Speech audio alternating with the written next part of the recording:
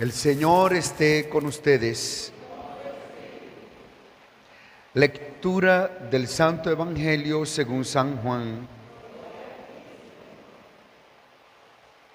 Junto a la cruz de Jesús estaban su madre, la hermana de su madre, María la de Cleofás y María la Magdalena.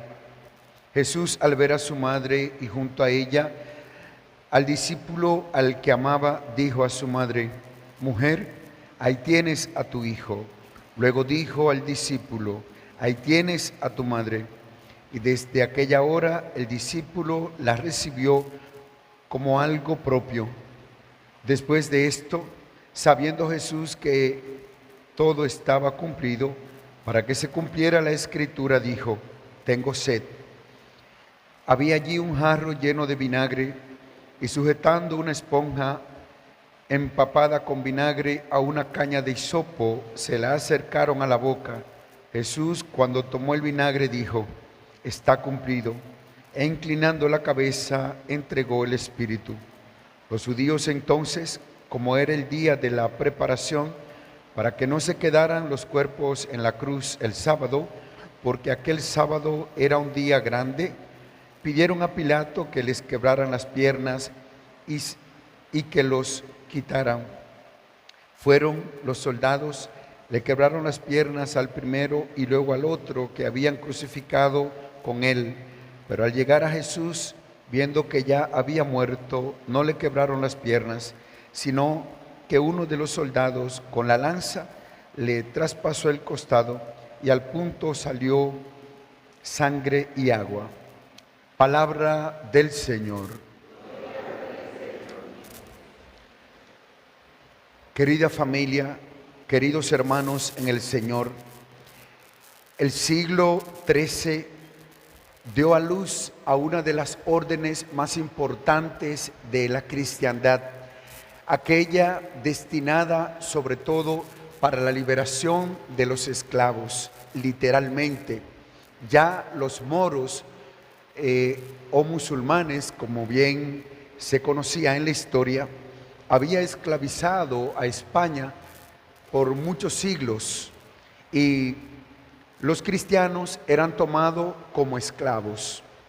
Y es Pedro Nolasco, un comerciante, quien recibe de parte de la Virgen el llamado para liberar a los esclavos. Él cambia entonces su función de comerciante de bienes y servicios por ser un comerciante, si podemos decirlo así, de llevar la libertad en nombre de Dios, amparado por la Virgen de la Merced, de la Misericordia, para que recobraran entonces su libertad aquellos que habían sido esclavizados.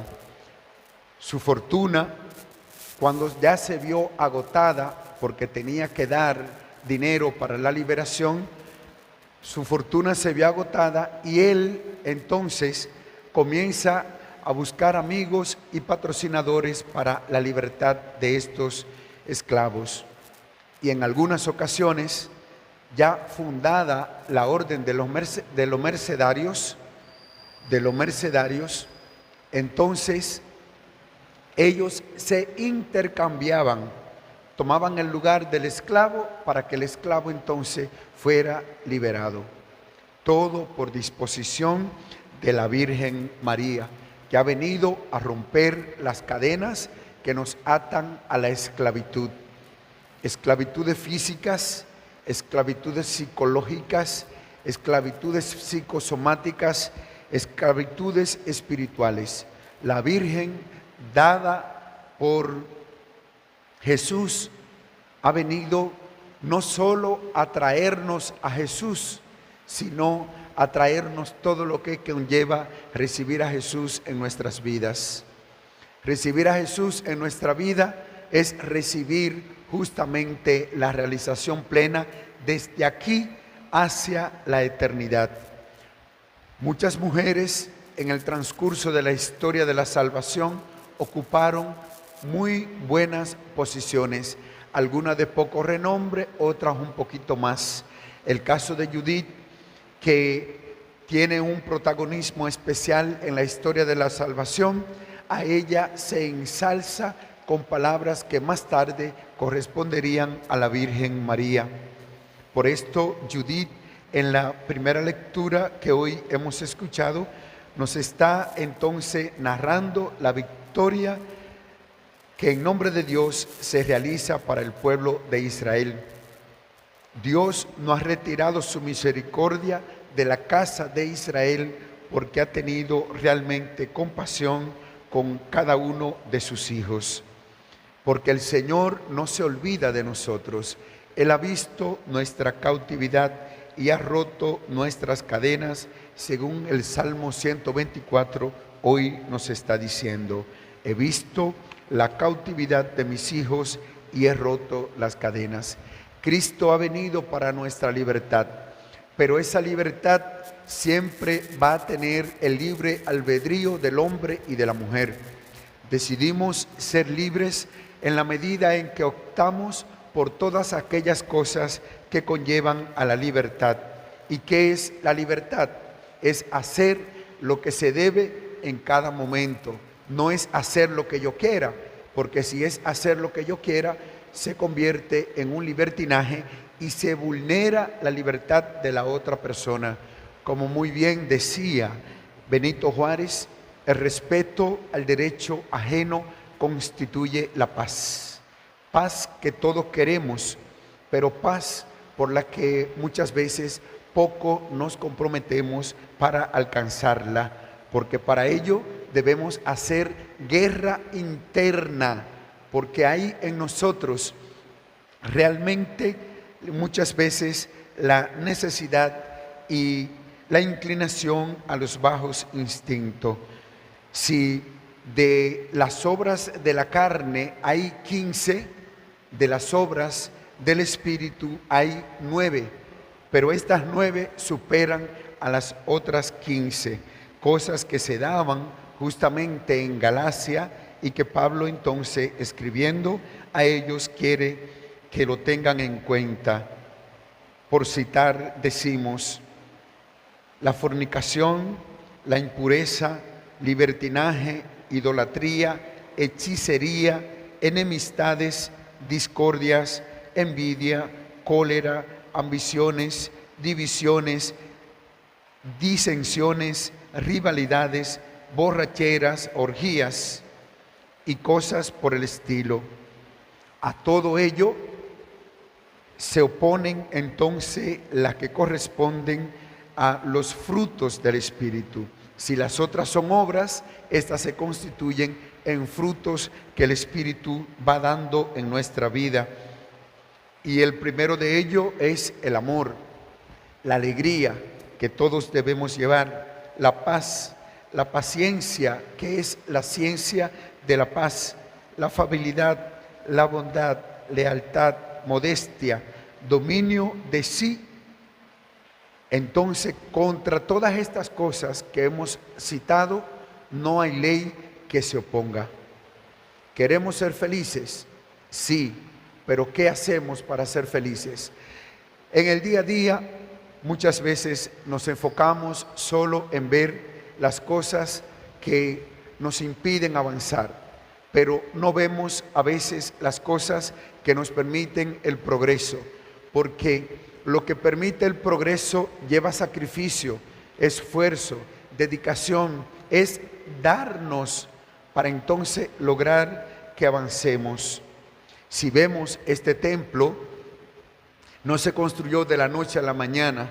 Aquí está el sacrificio de muchos hombres y mujeres que dieron lo que tenían y lo que no tenían lo pidieron para que hoy nosotros estemos gozando de un templo hermoso como este.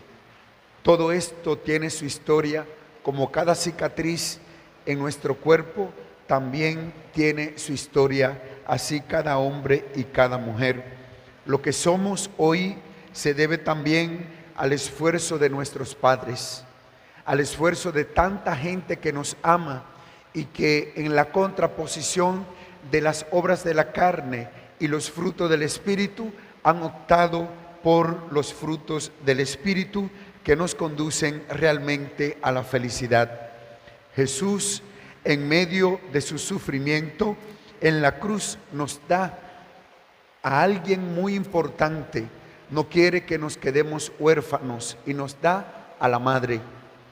Madre que quiere que cada uno de nosotros seamos realmente hijos. ¿Y qué es un hijo? Es aquel que realmente ama, sirve, respeta, que se deja corregir y que tiene realmente presente y pendiente de dónde ha venido, dónde está y lo que debe ser en la vida. Con la Virgen de las Mercedes encontramos a Jesús que se nos presenta a nosotros para que escuchando su palabra nosotros podamos hacer la vida en la vida de cada uno de nosotros. Sabemos las cosas que nos atan muchas veces a el infortunio y que son retrógradas a lo que es el progreso actual. Sin embargo, hoy en esta solemnidad de Nuestra Señora de las Mercedes, donde se presenta la misericordia para los cautivos, dígase en las cárceles como en otros estamentos de nuestra vida, debemos hoy preguntarnos, ante tantas esclavitudes, ¿qué ofrezco yo para la libertad de mi propia persona? Ya muy bien sabemos que el Evangelio de Juan nos dice: conocerán la verdad y la verdad les hará libres.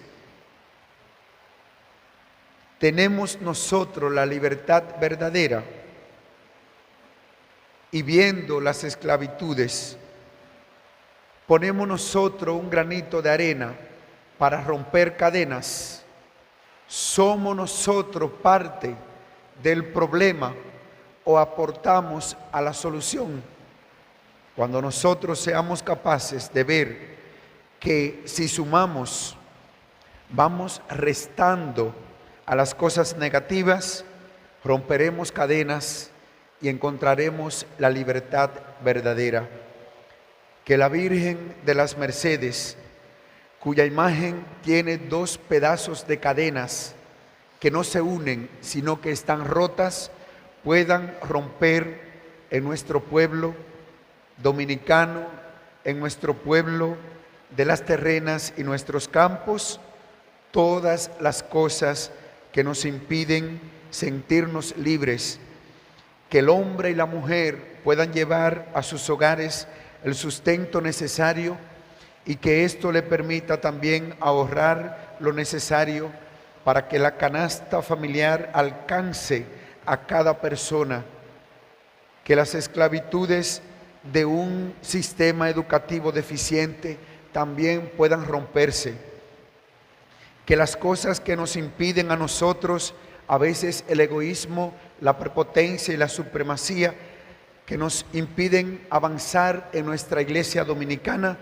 puedan también romperse y que podamos decir, como bien se dice en Hechos de los Apóstoles capítulo 2, al observar los cristianos, mírenlo cómo se aman, y que este amor siga siendo el fruto necesario y primordial del Espíritu en nuestras vidas.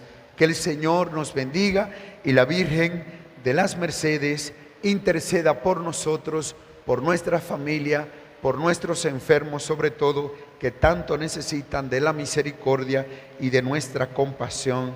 Que así sea. Que viva la Virgen de las Mercedes. Un fuerte aplauso a la Virgen entre nosotros.